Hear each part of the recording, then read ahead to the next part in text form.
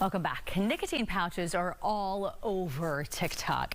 Influencers are telling teens all about the tiny pouches filled with nicotine and flavoring. Or they say it's supposed to be safe, do they say? What is it? Well, they are easy to hide. No chewing or spitting necessary, but they're concerning to experts. Dr. Michael Weaver is an addiction specialist with the McGovern Medical School at UT Health Houston, joining us now to talk more about it. Welcome to Houston's Morning Show. Thank you. Pleasure to be here. Can you explain what this is? Because I think it can be really confusing for people who don't know what it is and why people are doing it. Sure. So it's kind of like the name suggests. It's a nicotine pouch. So it's usually finely ground tobacco that is in a little pouch that you put between your cheek and gum, kind of like with other forms of smokeless tobacco, Copenhagen, Skoal, and Kodiak, and things like that. Except, yeah, you're just absorbing it through the lining of the mouth instead of smoking it. And because it's in a little pouch, there's less of the spitting and things like that. There are other forms too. They even have gummies that contain nicotine, and then the traditional combustible cigarettes and electronic cigarettes that are popular. In this case, a lot of times it is actually labeled as tobacco-free. Do you think that makes people think that it's okay? Well, it's potentially less harmful because you're not inhaling all of the stuff that we see in cigarette smoke.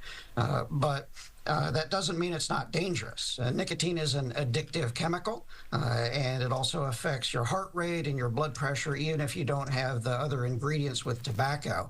And just because they're saying it is tobacco-free, and sometimes that's true because they may use synthetic nicotine or nicotine that's been extracted from the tobacco, but it's still something that can potentially lead to health consequences and can be a gateway to use of other forms of nicotine that are still dangerous, the ones that are in tobacco, in cigarettes or in electronic cigarettes. Now, it's important to note that Philip Morris, the parent company, says they are not marketed to teens. They're saying you're just seeing it on social media, but you do have to be 21 years old to buy this?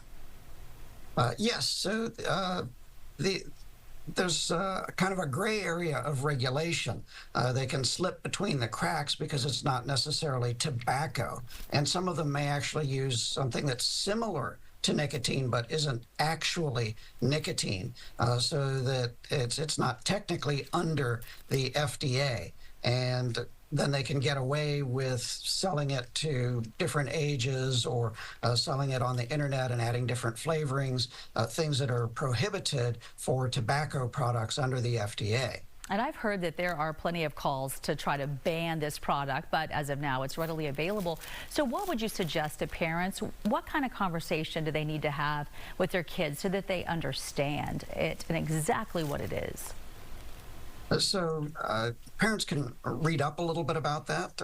Listening to programs like this can be helpful to at least have some awareness. And then have a frank conversation. If the parents are smokers or use electronic cigarettes, be upfront about, yeah, we do this, but we're of age and we've made a decision. It's not something that you can make a decision about until you're older, so we don't want you to take those risks at this point. Even if all of your friends are doing it, there are good reasons why it's better to wait. Yeah, and then I just think knowing those side effects, everything from nausea to mouth ulcers to higher blood pressure, I mean, the list goes on and on. Well, thank you so much for taking time from UT Health today to walk us through this and really make a difference for parents to have that important conversation.